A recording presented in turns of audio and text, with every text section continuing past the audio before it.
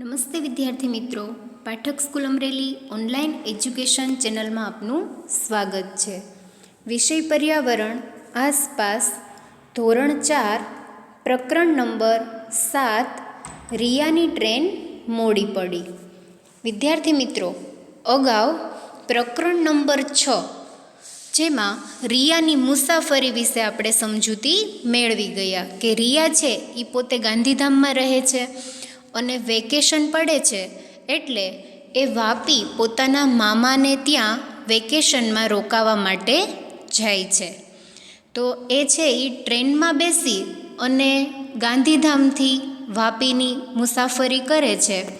તો એ મુસાફરીની વાતો છે એ આપણે પ્રકરણ નંબર 6માં એનો ખ્યાલ મેળવ્યો.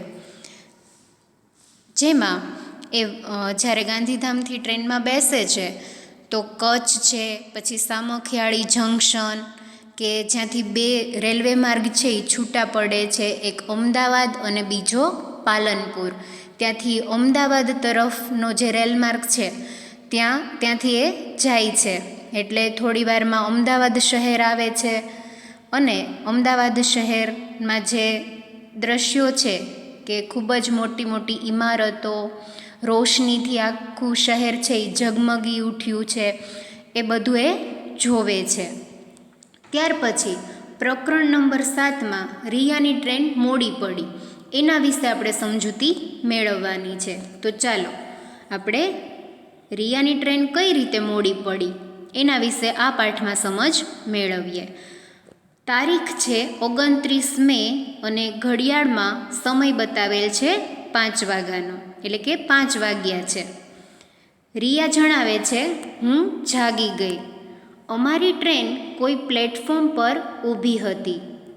મેં બેઠા થઈ બારીમાંથી જોયું તો સામેની દિવાલ પરની ઘડિયાળમાં સવારના 5 વાગ્યાનો સમય દેખાતો હતો. તેની બાજુમાં એક થાંભલા પર ગોળ પાટિયામાં વડોદરા જંકશન લખેલું હતું. ભાઈ હજુ સૂતો હતો. હવે જ્યારે રિયા જાગે છે ત્યારે એની ટ્રેન કોઈ એક પ્લેટફોર્મ પર ઊભી હોય છે અને સામેની દિવાલ પર એને ઘડિયાળ દેખાય છે જેમાં સવારના 5 વાગ્યાનો સમય દેખાયો અને બાજુમાં એક થાંભલો હતો, એમાં ગોળ પાટિયા પર લખેલું હતું વડોદરા જંકશન. એનો ભાઈ હિમાક્ષ છે એ હજી સૂતો હતો. માઇકમાં સૂચના આપવામાં આવી રહી હતી કે વડોદરાથી સુરત, વલસાડ, વાપી, મુંબઈ તરફ જવાવાળી અને આવવાવાળી તમામ ટ્રેનો 2 કલાક મોડી ચાલશે. પપ્પાએ કહ્યું, તમે બ્રશ કરી લ્યો, ત્યાં સુધીમાં હું ચા લઈને આવું. અમે સવારની પ્રાતઃક્રિયાઓ પતાવી એટલામાં પપ્પા ચા લઈને આવ્યા અને મમ્મીએ થેપલા, ખાખરા અને બિસ્કિટ નાસ્તા માટે કાઢ્યા. અમે ચા નાસ્તો પતાવ્યો ત્યાં સુધીમાં અજવાળું થઈ ગયું હતું. હવે માઇકમાં સૂચના આપવામાં આવે છે કે જે વડોદરાથી સુરત, વલસાડ, વાપી અને મુંબઈ તરફ જવાવાળી જેટલી ટ્રેનો છે એ 2 કલાક મોડી ચાલશે. કોઈ કારણસર છે એ ટ્રેનો 2 કલાક મોડી ચાલવાની હતી. જેથી કરી અને એના પપ્પા કહે છે કે બધા બ્રશ કરી લ્યો, ત્યાં સુધીમાં એ ચા લેવા જાય છે અને સવારની પ્રાતઃક્રિયાઓ બધા સવારનું જે કાર્ય હોય છે એ પૂર્ણ કરી અને એના પપ્પા ચા લાવે છે. એના મમ્મી જે એની સાથે કોરો નાસ્તો હોય છે જેમાં થેપલા, ખાખરા, બિસ્કિટ એ બધું કાઢે છે અને બધા આખો પરિવાર છે એ ચા નાસ્તો કરે છે. ત્યાં સુધીમાં તો અજવાળું થઈ જાય છે. સવારના 5 વાગ્યા હોય છે એટલે થોડું અંધારું હોય છે, પણ જેમ જેમ એ બધા કામ પતાવે છે તે અજવાળું થવા લાગે છે. હજુ ટ્રેનને ઉપડવાની ઘણી વાર હતી. પપ્પાએ કહ્યું, ચાલો તમને રેલવે સ્ટેશનની સુવિધાઓ બતાવું. હવે 2 કલાક ટ્રેન મોડી હતી અને ટ્રેન ઉપડે એના માટે ઘણો બધો સમય હતો. એટલે એના પપ્પા એને જે સ્ટેશન ઉપરની જે સુવિધાઓ હોય છે એ બતાવવા માટે લઈ જાય છે. એટલે હું અને મારો ભાઈ એટલે કે રિયા અને એનો ભાઈ હિમાક્ષ બંને પપ્પા સાથે ટ્રેનમાંથી નીચે ઉતર્યા. પપ્પાએ અમને ટિકિટ બારી, ટિકિટ ચેકરની રૂમ, પ્રતીક્ષા ખંડ, પાર્સલ રૂમ, ટોયલેટ બાથરૂમ, પીવાના પાણીની સુવિધા, ચા નાસ્તાની કેન્ટીન જેવી સુવિધાઓના સ્થળો બતાવ્યા. એટલે કે રેલવે સ્ટેશનમાં આ પ્રકારની સુવિધાઓ હોય છે. તમે પણ ઘણી બધી વાર છે ટ્રેનમાં મુસાફરી કરી હશે તો ત્યાં તમે સ્ટેશને આ પ્રકારની સુવિધાઓ જોઈ હશે. તો રિયાએ અને તેના ભાઈએ પણ એના પપ્પાએ એને ટિકિટ બારી, ટિકિટ ચેકરની રૂમ, પ્રતીક્ષા ખંડ, પાર્સલ રૂમ, ટોયલેટ બાથરૂમ, પીવાના પાણીની સુવિધા અને ચા નાસ્તાની કેટલીક કેન્ટીનો બતાવી. એક પ્લેટફોર્મ પરથી બીજા પ્લેટફોર્મ પર જવા માટેની સીડીવાળા પુલ ઉપરથી અમે જોયું તો સ્ટેશન ઉપર ઘણી બધી ટ્રેન ઊભેલી જોવા મળી. રેલવેના કર્મચારીઓ પાઇપ વડે ટ્રેનના ડબ્બામાં પાણી ભરતા, ટ્રેનની સફાઈ કરતા જોવા મળ્યા. કેટલાક સફાઈ કામદારો પાટાની આસપાસની સફાઈ કરતા જોવા મળ્યા. સ્ટેશન પર ફરવામાં સમય ક્યાં પસાર થઈ ગયો તેની ખબર જ ન પડી. મને રેલવેની સુવિધાઓ વિશે ખૂબ જ જાણવા મળ્યું. ખરેખર બહુ જ મજા આવી. મેં કેટલીક સુવિધાઓના ફોટા અને વિડીયો પપ્પાના મોબાઈલમાં લીધા છે. હવે એક પ્લેટફોર્મ પરથી બીજા પ્લેટફોર્મ પર એ જ્યારે જાય છે ત્યારે એક પ્લેટફોર્મ પરથી બીજા પ્લેટફોર્મ પર જવા માટે એક સીડીવાળો પુલ હોય છે. ત્યાંથી એ જોવે છે તો એને ઘણી બધી ટ્રેન જોવા મળે છે અને ત્યાં જુદું જુદું કાર્ય છે એ થતું જોવે છે. જેમાં કર્મચારીઓ છે એ પાઇપ વડે ટ્રેનના ડબ્બાઓમાં પાણી ભરતા હતા, ટ્રેનની સાફ સફાઈ થતી હતી. કેટલાક કામદારો છે એ પાટાની આસપાસની સાફ સફાઈ કરતા હતા. તો આ બધું છે એ રિયા અને તેનો ભાઈ નિહાળે છે અને કહે છે કે અમને તો સ્ટેશન પર ફરવામાં ક્યાં સમય વયો ગયો એનો ખ્યાલ જ ન આવ્યો અને ખૂબ જ મજા પડી. રિયાએ તો કેટલાક ફોટો અને વિડીયો પણ છે એના પપ્પાના મોબાઈલમાં લઈ લીધા. તમે વિચારો કે રિયાની ટ્રેન વડોદરા સ્ટેશનથી 2 કલાક મોડી કેમ ઉપડી હશે? હવે અહીંયા છે એક પ્રશ્ન આપવામાં આવેલો છે. તો સમજૂતીના આધારે આપણે વિચારી શકીએ કે ટ્રેનના જે ડબ્બા છે એમાં પાણી ભરવામાં આવતું હતું. ત્યાર પછી કેટલાક કર્મચારીઓ છે કે જે લોકો સાફ સફાઈવાળા જે કર્મચારીઓ છે એ ટ્રેનની ડબ્બાની સાફ સફાઈ કરતા હતા. તો કેટલાક પાટાઓની આસપાસ છે એ સાફ સફાઈ કરતા હતા જેથી કરી અને ટ્રેનમાં કોઈ પણ પ્રકારનું નુકસાન ન થાય. એટલા માટે સાફ સફાઈ છે એ ખૂબ જ જરૂરી બની જતી હોય છે. તો આપણે એવું કહી શકીએ કે સાફ સફાઈ ટ્રેનના ડબ્બાની વગેરે કરવાની હોવાથી 2 કલાક ટ્રેન મોડી પડી હશે. એટલે કે ટ્રેન 2 કલાક મોડી ઉપડવાની હશે. ત્યાર પછી રિયાએ સ્ટેશન પર કયા કયા સ્થળોની મુલાકાત લીધી? તો અગાઉ એ પણ સમજૂતીમાં આપણે માહિતી મેળવી કે રિયાએ સ્ટેશન પર ટિકિટ બારી, ટિકિટ ચેકરની રૂમ, પ્રતીક્ષા ખંડ, પાર્સલની રૂમ, વોશરૂમ એટલે કે બાથરૂમ છે, ટોયલેટ છે, પાણીની સુવિધાઓ, સ્ટેશનમાં ચા અને નાસ્તાની જે કેન્ટીન હતી એ વગેરે સ્થળોની મુલાકાત લીધી. ત્યાર પછી તારીખ 29 મે અને ઘડિયાળમાં 7 વાગ્યાનો સમય બતાવે છે. હવે માઇકમાં સૂચના અપાઈ, અમારી ટ્રેન 2 મિનિટમાં વડોદરા સ્ટેશનેથી ચાલશે. અમે પાછા અમારા ડબ્બામાં આવીને બેઠા. ટ્રેન ચાલી. સવાર થઈ ગઈ હતી. બહારનું વાતાવરણ ખૂબ જ સુંદર લાગતું હતું. હવે રિયાની ટ્રેન વડોદરા શહેરથી ઉપડે છે એટલે કે વડોદરા સ્ટેશનેથી ચાલે છે. એટલે બધા પાછા ડબ્બામાં બેસી જાય છે. સવાર થઈ જાય છે અને સવારનું વાતાવરણ ખૂબ જ સુંદર હોય છે. અમારી ટ્રેન સડક માર્ગના બંધ ફાટક પાસેથી પસાર થઈ રહી હતી. ત્યાં લોકો ફાટકની બંને બાજુ ટ્રેન પસાર થવાની રાહ જોઈ રહ્યા હતા. એટલે કે ટ્રેન પસાર થવાની રાહ જોઈ અને બંધ ફાટકની બંને બાજુ લોકો પોતાના વાહનો સાથે ઊભા જોવા મળે છે. અહીંયા તમે ચિત્રમાં પણ જોઈ શકો છો. જેમાં બસ, કાર, રિક્ષા, સાયકલ, સ્કૂટર તેમજ માલ સામાન ભરેલી ટ્રકો જેવા એટલે કે આ પ્રકારના વાહનો પણ ઊભા હતા. કેટલાક લોકો પોતાના વાહન બંધ કર્યા વગર ઊભા હતા, જેના કારણે ત્યાંનું વાતાવરણ અવાજ અને ધુમાડાવાળું હતું. કેટલાક લોકો ફાટકના સળિયા નીચેથી પસાર થઈને પાટાની નજીક આવીને ઊભેલા હતા. ખરેખર તે જોખમી હતું. હવે જ્યારે બંધ ફાટક હોય ત્યારે લોકોએ આસપાસ છે એ ઊભું રહેવું પડે છે. ટ્રેન જતી રહે ને ફાટક ખુલે ત્યાં સુધી રાહ જોવી પડે છે. જેમાં કેટલાક વાહનો ઊભા હતા, એમાં કેટલાક લોકો છે એ વાહન બંધ કર્યા વગર ઊભા હતા, જેના કારણે ત્યાંનું વાતાવરણ અવાજ અને ધુમાડાવાળું થઈ ગયું હતું. જે ખરેખર છે એ થોડી વાર માટે વાહન છે એ બંધ કરી દેવા જોઈએ, જેથી અવાજ અને ધુમાડો ન થાય.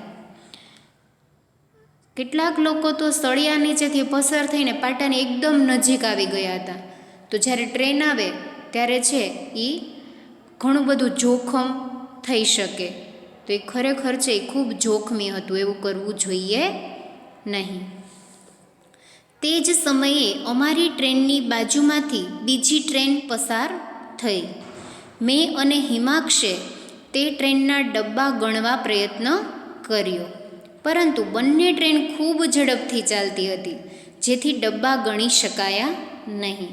હવે એની બાજુમાંથી જ એક બીજી ટ્રેન પસાર થાય છે અને રિયા અને હિમાક્ષ બંને છે એ ટ્રેનના ડબ્બાને ગણવાનો પ્રયત્ન કરે છે, પણ બંને ટ્રેનની ઝડપ એટલી બધી વધારે હોય છે કે એ લોકો છે એ ડબ્બા ગણી શકતા નથી. તમે ક્યારેય રેલવે ફાટક પાસેથી પસાર થયા છો? જો હા, તો ફાટક બંધ હતું ત્યારે અને ફાટક ખુલ્યું ત્યારે ત્યાંની હલચલ કેવી હતી તે વિચારીને લખો. હવે વિદ્યાર્થી મિત્રો, તમે ઘણી બધી વાર છે એ ફાટક બંધ હોય અને ત્યાંથી પસાર થયા હોય, એટલે તમે રાહ પણ જોઈ હશે કે જ્યારે ટ્રેન જાય અને ફાટક ખુલે ત્યાર પછી તમે આગળ જઈ શકો. તો જ્યારે ફાટક બંધ હોય છે ત્યારે અને ફાટક જ્યારે ખુલે છે ત્યારે ત્યાંની જે હલચલ છે એ કેવી હોય છે એ તમારે વિચારી અને જવાબમાં અહીંયા લખવાનું છે. ત્યાર પછીનો પ્રશ્ન, રિયાએ ફાટક પાસે શું શું જોયું? તો રિયાએ ફાટક પાસે કેટલાક લોકો કે જે પોતાના વાહનો ચાલુ રાખી અને ઊભા જોયા, જેમાં બસ, ટ્રક, રિક્ષા, સ્કૂટર વગેરે જેવા વાહનો હતા. કેટલાક લોકો છે એ ફાટક બંધ હતું છતાં એમાંથી નીચેથી પસાર થઈ અને સાવ રેલવેના પાટાની નજીક આવી અને ઊભા રહેલા જોયા. આ રીતે તમે સમજૂતીના આધારે આનો જવાબ લખી શકો છો. હું આંખો બંધ કરીને બારી પાસે બેઠી હતી. અચાનક ટ્રેન ચાલવાનો અવાજ બદલાઈ ગયો. ખડ ખડ ખડ. મેં મારી આંખો ખોલી. એટલે કે અવાજ છે એ આ પ્રકારનો હતો. એ જ્યારે આંખો ખોલે છે રિયા, અનુમાન કરો મેં શું જોયું હશે? હવે રિયા એવું કહે છે કે મેં જ્યારે આંખો ખોલી ત્યારે તમે અનુમાન કરી શકશો કે મેં શું જોયું હશે? અવાજ ટ્રેનનો બદલાઈ ગયો હતો અને ખડ ખડ ખડ એવો અવાજ સંભળાઈ રહ્યો હતો. મારી ટ્રેન એક મોટી નદી પરનો પુલ પસાર કરી રહી હતી. ચિત્રમાં તમે પુલ જોઈ શકો છો કે જે નદી ઉપર પુલ બાંધવામાં આવેલો છે, જે રેલવે પુલ છે, જેથી કરી અને એના ઉપરથી ટ્રેન પસાર થઈ રહી હોય છે.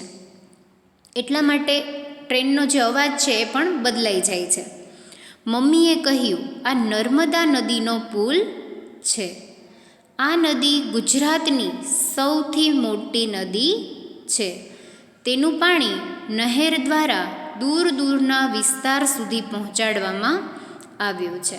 હવે જ્યારે ટ્રેનનો અવાજ બદલાય છે અને જ્યારે રિયા આંખો ખોલે છે ત્યારે જોવે છે કે ટ્રેન છે એ પુલ ઉપરથી પસાર થઈ રહી છે, એટલે કે નદી ઉપર જે રેલવે પુલ હતો એના પરથી પસાર થઈ છે.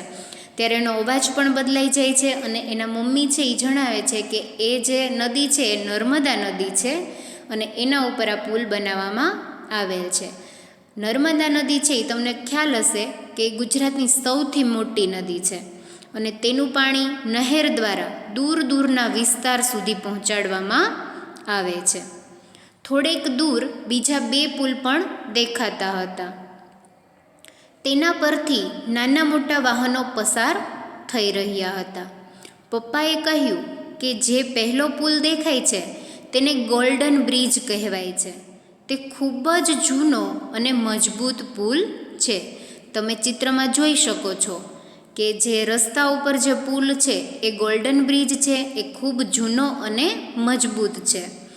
તેનાથી આગળ જે પુલ દેખાય છે તે નર્મદા નદી પર નવો બાંધેલો પુલ છે. તે ભારતના સૌથી મોટા કેબલ બ્રિજ તરીકે ઓળખવામાં આવે છે. એની સાથે જે નવો દેખાતો પુલ છે એ પુલ છે એ નર્મદા નદી પર બાંધવામાં આવેલો છે અને એ ભારતનો સૌથી મોટો બ્રિજ છે ને જેનું નામ છે કેબલ બ્રિજ. ત્યાર પછી ઉનાળો હોવા છતાં પણ નદીમાં પાણી ખૂબ હતું. કેટલાક માછીમારો નાવડીમાં માછલા પકડવા ઝાડ પાથરીને બેઠેલા જોવા મળ્યા. ઉનાળાનો સમય હોય છે છતાં નદીમાં પાણી છે એ ખૂબ જ વધારે પ્રમાણમાં જોવા મળે છે. ત્યાંના જે માછીમારો છે એ નાવડીમાં માછલા પકડવા માટે ઝાડ પાથરી અને બેઠા જોવા મળે છે. પુલ લાંબો હોવાથી આ બધું જોવાની ખૂબ જ મજા આવી. પપ્પાએ કહ્યું કે રાત્રે તમે સૂતા હતા ત્યારે આપણી ટ્રેન સાબરમતી, વાત્રક, મહીસાગર અને વિશ્વામિત્રી જેવી મોટી નદીના પુલ પરથી પસાર થઈ હતી. હવે આગળ સુરત પાસે તાપી નદીનો પુલ આવશે તે જોવાનું ચૂકતા નહીં. હવે રિયા અને હિમાંશ રાત્રે સૂઈ ગયા હોય છે તો પપ્પા એને જણાવે છે કે જ્યારે તમે સૂતા હતા ત્યારે આપણી ટ્રેન છે એ સાબરમતી, વાત્રક, મહીસાગર, વિશ્વામિત્રી આ બધી છે એ નદીઓના નામ છે. એ મોટી નદીના પુલ પરથી ટ્રેન છે એ પસાર થઈ હતી.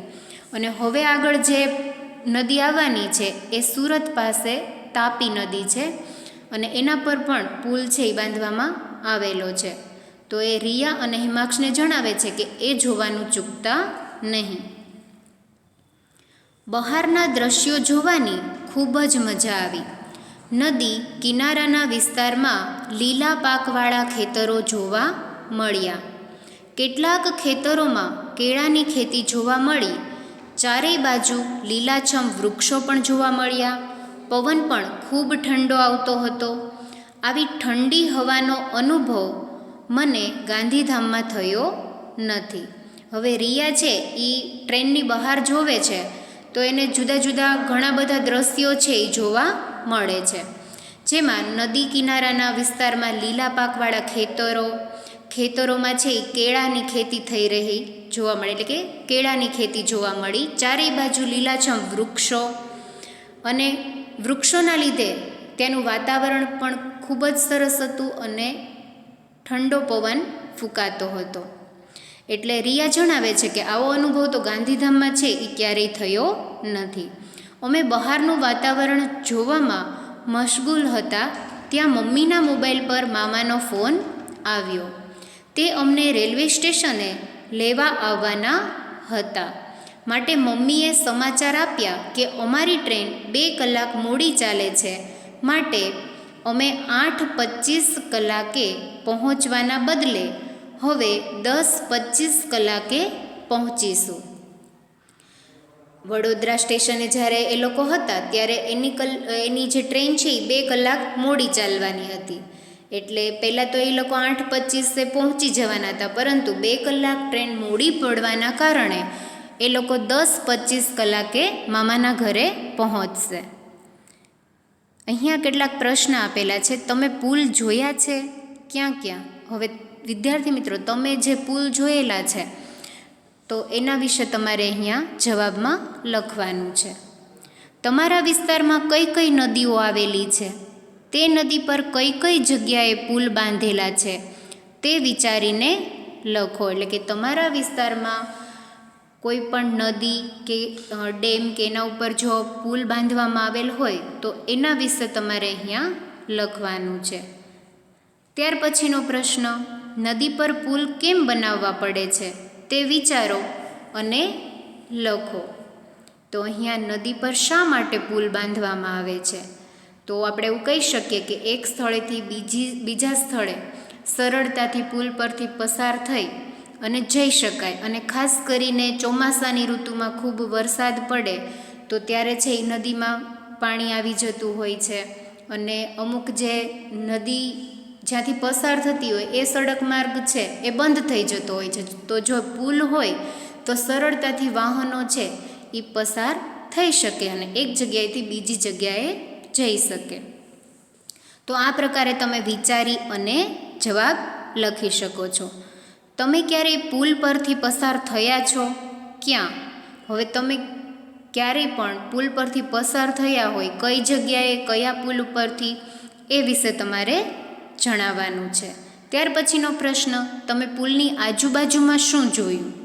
હવે પુલની આજુબાજુમાં જે પ્રકારના દ્રશ્યો તમને દેખાતા હોય, તમે જ્યારે પુલ પરથી પસાર થયા હો, તો એ વિશે તમારે અહીંયા જણાવવાનું છે કે પુલની આજુબાજુમાં તમે જે જોયેલું હોય એ તમે અહીંયા લખજો. ત્યાર પછીનો પ્રશ્ન, રિયાની ટ્રેન કઈ કઈ નદીઓ પરના પુલ પરથી પસાર થઈ હતી? હવે અહીંયા છે એ સમજૂતીના આધારે આ જવાબ લખી શકાશે કે રિયાની ટ્રેન કઈ કઈ નદીઓ પરના પુલ પરથી પસાર થઈ હતી. તો અગાઉ છે એ આપણે સમજૂતીમાં માહિતી મેળવી. તો એમાં હિમાક્ષ અને રિયા જ્યારે જાગતા હોય છે ત્યારે નર્મદા નદીએથી પસાર થાય છે, પણ એ રાત્રે જ્યારે સૂતા હોય છે ત્યારે વાત્રક, વિશ્વામિત્રી એ પ્રકારની ઘણી બધી નદીઓના પુલ પરથી એ પસાર થાય છે. તો એ તમે પાઠની સમજૂતીના આધારે જવાબ લખજો. ત્યાર પછી ઘડિયાળ આપેલી છે અને એમાં સમય થયો છે 9 વાગ્યા છે. અમારી ટ્રેન એક મોટા શહેર વચ્ચેથી પસાર થઈ રહી હતી. રસ્તામાં મોટા મોટા સડક માર્ગના પુલો પણ આવતા હતા. રેલમાર્ગની બંને બાજુ મોટી મોટી ઇમારતો અને બજાર દેખાતા હતા. પપ્પાએ કહ્યું કે આ સુરત શહેર છે. આ શહેર હીરા ઉદ્યોગ અને કાપડ ઉદ્યોગ માટે વિશ્વભરમાં જાણીતું છે. અમદાવાદ પછી ગુજરાતનું આ બીજા નંબરનું મોટું શહેર છે. સ્ટેશન આવતા ટ્રેન ઊભી રહી. હવે ટ્રેન છે એ મોટા મોટા શહેરો વચ્ચેથી પસાર થતી હતી. મોટા મોટા સડક માર્ગના પુલો પણ આવતા હતા. મોટી મોટી ઇમારતો અને બજાર પણ દેખાતું હતું. એટલે એના પપ્પા જણાવે છે કે આ સુરત શહેર છે અને આ શહેર છે એ હીરા ઉદ્યોગ અને કાપડ ઉદ્યોગ માટે વિશ્વભરમાં જાણીતું છે. એમાંય અમદાવાદ પછીનું ગુજરાતનું સુરત શહેર છે એ બીજા નંબરનું મોટું શહેર ગણવામાં આવે છે. ત્યાં સ્ટેશન આવતા ટ્રેન છે એ ઊભી રહે છે. પ્લેટફોર્મ પર મુસાફરોની અવરજવર ખૂબ હતી. અહીં ક્યાંક ક્યાંક જુદા જુદા પહેરવેશવાળા લોકો પણ જોવા મળ્યા. કેટલીક સ્ત્રીઓએ ધોતીની જેમ સાડી પહેરેલી હતી, તો કેટલાક પુરુષોએ લુંગીની જેમ સફેદ ધોતી વીંટી હતી. કેટલાક લોકોની બોલી પણ અલગ અલગ હતી. એટલે કે પ્લેટફોર્મ પર કેટલાક મુસાફરો છે એ અવરજવર કરી રહ્યા હતા અને એમના જે પહેરવેશ છે એમાંય તે સ્ત્રી અને પુરુષોના પહેરવેશ અને ખાસ કરીને એની જે બોલી છે એ પણ જુદી જુદી એટલે કે અલગ અલગ જોવા મળી. પપ્પાએ કહ્યું કે અહીં દેશના વિવિધ રાજ્યોના લોકો નોકરી ધંધા માટે સ્થાયી થયેલા છે. સ્થાયી એટલે કે બીજા શહેરમાંથી સુરત શહેરમાં નોકરી ધંધા માટે આવેલા છે અને અહીંયા રહે છે. જેથી અહીંયા વિવિધ પ્રકારના પહેરવેશવાળા લોકો જોવા મળે છે. પપ્પા સૂતરફેણી અને ઘારી લઈ આવ્યા, જે સુરતની પ્રખ્યાત મીઠાઈ છે. ટ્રેન 5 મિનિટ રોકાઈને ઉપડી. પપ્પાએ કહ્યું કે હવે નવસારી અને વલસાડ પછી તરત વાપી આવશે. આપણે વાપી પહોંચતા હવે 1 કલાક જેવું લાગશે. એટલે કે હવે છે એ સુરતથી નવસારી, વલસાડ અને પછી તરત જ એનું જે મામાનું ઘર વાપી છે એ આવશે. અને સુરતની જે પ્રખ્યાત મીઠાઈ છે એના વિશે પણ એમણે અહીંયા જણાવ્યું છે. એના પપ્પાએ એની ખરીદી કરી કે સુરતની સૂતરફેણી અને ઘારી આ બંને મીઠાઈ ખૂબ જ વખણાય છે. મમ્મીએ મામાને ફોનથી જાણ કરી કે અમારી ટ્રેન 1 કલાકમાં વાપી પહોંચશે. હવે વલસાડથી અમારી ટ્રેન ઉપડી. અમે અમારો સામાન વ્યવસ્થિત કરી દીધો. મને અને હિમાક્ષને મામાના ઘરે પહોંચવાનો આનંદ હતો. અમારી ટ્રેન હવે વાપી પહોંચવામાં છે, એટલે કે વાપી શહેર હવે આવવાની તૈયારી છે. એટલે એ પોતાનો સામાન એકઠો કરે છે. જ્યાં અમારે ઉતરવાનું હતું, મામાનો ફોન પણ આવી ગયો કે તેઓ અમને લેવા માટે સ્ટેશને પહોંચી ગયા છે. અમારી મુસાફરી લાંબી હતી, પણ મેં અને હિમાક્ષે ખૂબ મજા કરી. હું મારી ડાયરી લખવાનું બંધ કરું છું. મામાના ઘરે પહોંચી બાકીનું લખીશ. હવે રિયા છે એ જે પોતાની ડાયરી લખતી હોય છે, એ ડાયરી લખવાનું બંધ કરે છે અને એના મામાના ઘરે જઈ અને પછી એ ફરી પાછા પોતાના અનુભવો ડાયરીમાં લખશે. તારીખ 29 મે, ઘડિયાળમાં સમય થયો છે 10:25. કેટલાક પ્રશ્ન પૂછવામાં આવેલા છે. તમે કયા કયા શહેરો જોયા છે, ત્યાં તમે શું શું જોયું તે વિચારીને લખો. તમે જે શહેરો જોયા હોય એના વિશે તમારે લખવાનું છે. ત્યાર પછીનો પ્રશ્ન, તમે કેવા કેવા પ્રકારના પોશાક પહેરતા લોકો જોયા છે, એ પણ વિચારીને લખવાનું છે. તમે ગુજરાતી બોલી સિવાય કઈ કઈ બોલી બોલતા લોકોને સાંભળ્યા છે, જેમ કે મરાઠી, હિન્દી, તામિલ. તો આ પ્રકારે અન્ય ભાષા, ગુજરાતી સિવાયની અન્ય ભાષામાં બોલતા લોકો જો તમે સાંભળ્યા હોય તો એના વિશે તમારે લખવાનું છે. ત્યાર પછીનો પ્રશ્ન, રિયાની ટ્રેન કયા કયા રેલવે સ્ટેશન પરથી પસાર થઈ હતી, તો એ સમજૂતીને આધારે તમે લખી શકશો કે રિયાની ટ્રેન છે એ કયા કયા સ્ટેશન પરથી પસાર થઈ હતી. તો એમાં તમે છે એ જુદા જુદા શહેરના જે સ્ટેશનો છે એના વિશે તમે લખી શકો કે જ્યાંથી રિયાની ટ્રેન પસાર થઈ હતી. તો અમદાવાદ, સામખિયાળી જંકશન, ત્યાર પછી વડોદરા. તો આ રીતે જે જે સ્ટેશનો, સુરત, એ રીતે તમે રિયાની ટ્રેન પસાર થઈ હતી એ સ્ટેશનોના નામ લખજો. ત્યાર પછીનો પ્રશ્ન, પૃષ્ઠ 62 પર આપેલ સમયપત્રક પરથી રિયાની ટ્રેન જે સ્ટેશન પરથી પસાર થઈ હોય અને અહીં તેનો ઉલ્લેખ ન થયો હોય તેવા સ્ટેશનોના નામ જણાવો. એટલે તમારે પાના નંબર 62 પર જોવાનું છે, એનું સમયપત્રક વાંચી અને ત્યાર પછી રિયાની ટ્રેન જે સ્ટેશન પરથી પસાર થઈ હોય અને અહીં તેનો ઉલ્લેખ ન હોય એવા સ્ટેશનોના નામ પણ જણાવવાના છે.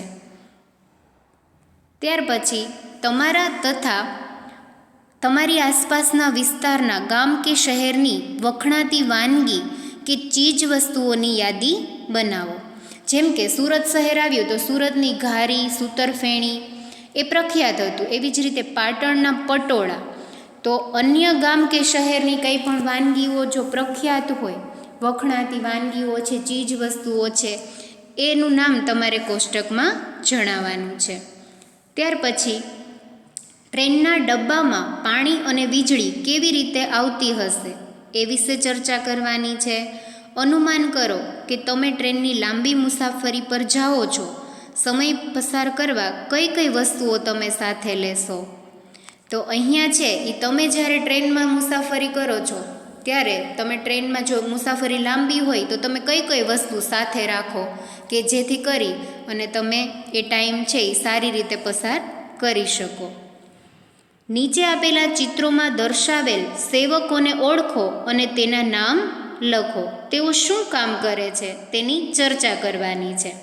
હવે અહીંયા છે એ કેટલાક ચિત્રો આપેલા છે તો એના વિશે તમારે અહીંયા જણાવવાનું છે. જેમાં માલ સામાન ઉચકીને જઈ રહ્યા છે એ છે કુલી. ત્યાર પછી અહીંયા છે નર્સનું ચિત્ર, પછી સફાઈ કર્મચારી, પછી ટ્રેનમાં જે સ્ટેશન પર જે વ્યક્તિ છે એ ઊભા હોય છે કે જે ટ્રેનના કર્મચારી, ત્યાર પછી પોલીસમેન, ટિકિટ ચેકર, ટ્રેન જે ચલાવનાર છે ડ્રાઈવર. તો આ રીતે છે એ અલગ અલગ તમને કેટલાક સેવકોના ચિત્ર આપેલા છે કે જેનું કાર્ય પણ જુદું જુદું છે. તો તમે બોક્સમાં છે એ એના નામ લખજો.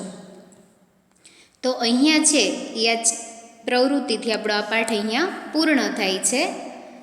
અસ્તુ.